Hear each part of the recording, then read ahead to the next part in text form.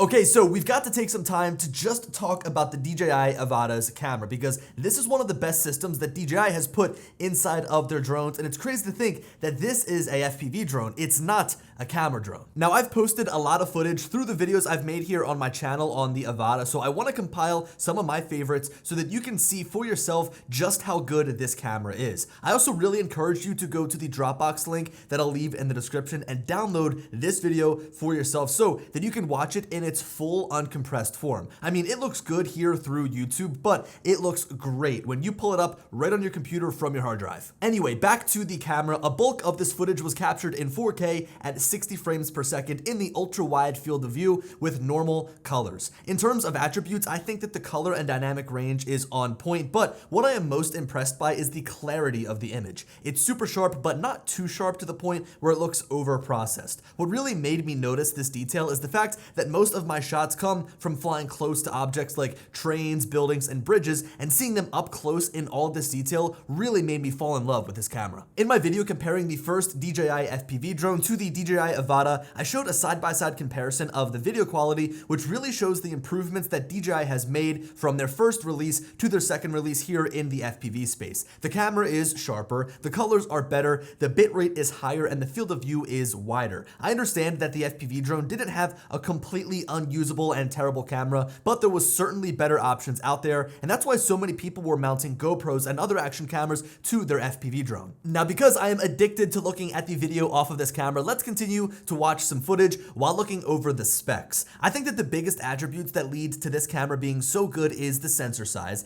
the effective megapixels, and the bitrate. The camera is using a quad Bayer sensor, which is essentially taking a 12 megapixel sensor, splitting each pixel into 4 different sections that gather light, giving us a 48 megapixel image. While this drone doesn't take the best stills, it uses this extra resolution to downsample the video into a sharper looking 4K image. The bitrate also has a lot to do with this video looking so crisp. With all that data included in the video file, not only does it allow for more room when color correcting the image in post, but it also gives us a more detailed image coming directly off of the camera. Alright, so now after digesting a straight 2 minutes of Avata footage, back to me. I feel like I probably could have just cut my voice out of that entire part, put some music behind the footage, and allowed the video to do the talking for itself because it looks so good, but it is a good thing to understand some of the back-end information that goes into how a camera system works. I do quickly want to touch on the DCinelike color profile just a little bit more because this is a good way to squeeze just a little bit more out of the video you shoot here with this drone. You know, the beautiful thing about shooting in DCinelike is that it sits right in between a normal color profile and a log color profile. Like, it doesn't have as much color as a normal profile, and it's not as flat as a log profile, so it's easier to work with and still gives you improved dynamic range. Even knowing that though, I still think that I'm going to continue to shoot in the normal color profile with the Avata, and it's not only with this drone. As of recent, I've been using the normal profile across the board with all of my DJI drones, from the Mini 3 Pro to the Mavic 3 Cine to now here, the Avata. I feel like the colors and exposure are right where I need them, and all I really need to do is bump the saturation and, if needed, slightly adjust the white balance. So earlier in the video, I mentioned mounting a camera to the Avata, so in the case of my setup here, I've got the Action 2 mounted on top of the Avata, and it's angled so that it can match the pitch angle of the camera here on the front. So therefore, while I'm flying around, I'm able to capture the same frame between both of these cameras. Now, this is a very typical setup for most FPV drones. You've got the camera on the drone itself. It's basically like the air unit camera that supplies the live feed back to your goggles as you're flying around. And then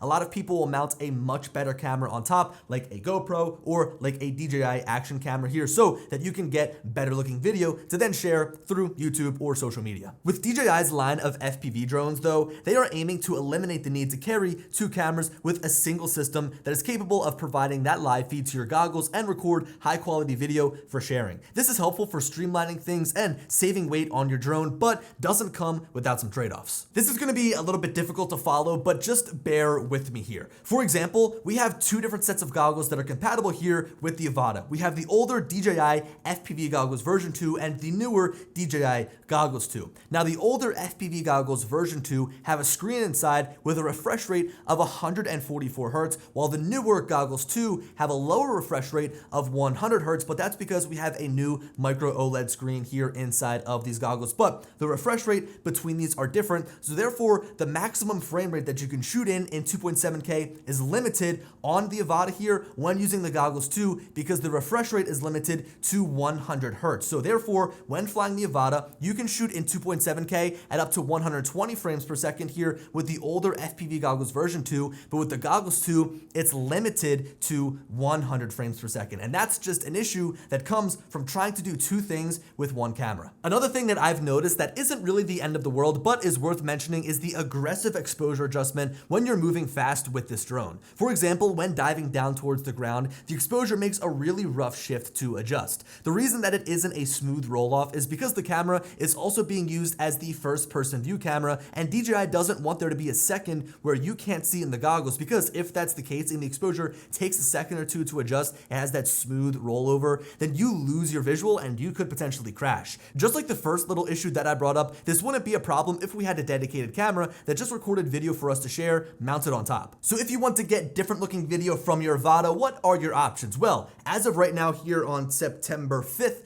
2022, there are three options that I would go with. You've got the GoPro Hero 10, you've got the Insta360 Go 2, and you've got the Action 2 made by DJI. Now the GoPro is the biggest of the bunch, but has the ability to capture the highest quality video in 5.3K, while the Insta-Go is the smallest of the bunch, giving you a flight experience that feels like nothing is even mounted to the top of the drone. The Action 2, on the other hand, sits right in between both of them, being small but mighty with awesome image quality in a tiny form factor. In my opinion, it's the perfect little camera for an FPV drone. By the way, huge props to Ken for sending over this mount that he 3D printed for the Avata that lets you mount any action camera you want to this drone. It fits really well, and I have no fear that my camera is ever going to go flying off. Check out the link in the description if you want to pick one of these mounts up for your own Avata. Now, adding any extra weight to your drone, regardless of how much weight it is going to have some sort of impact on your performance and flight time. For example, when I put the GoPro Hero 10 on top of this drone, which is the biggest of the bunch here that I have on the table, I could definitely feel a difference. Like, the drone felt, I would say, a little bit more sluggish as I was making turns with it, and also inside of my video feed in the goggles. The camera seemed to be a little bit more jumpy than usual when carrying this extra weight, but those effects were kind of less noticeable when using the smaller cameras. Here's the thing though, comparing the video side by side with the Action 2, the GoPro Hero 10, and of course the Avata, I can't see a compelling reason to mount one of these action cameras to the top of your drone. The Avata camera is plenty sharp, plenty wide, and plenty stable. The dynamic range and colors are also on par, if not better,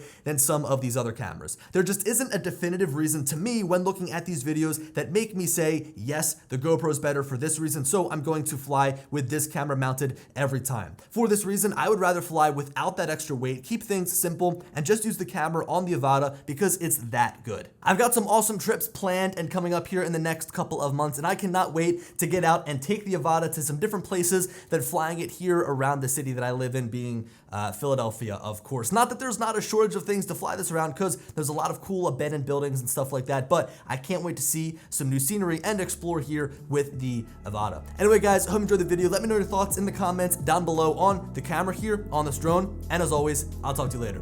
Peace.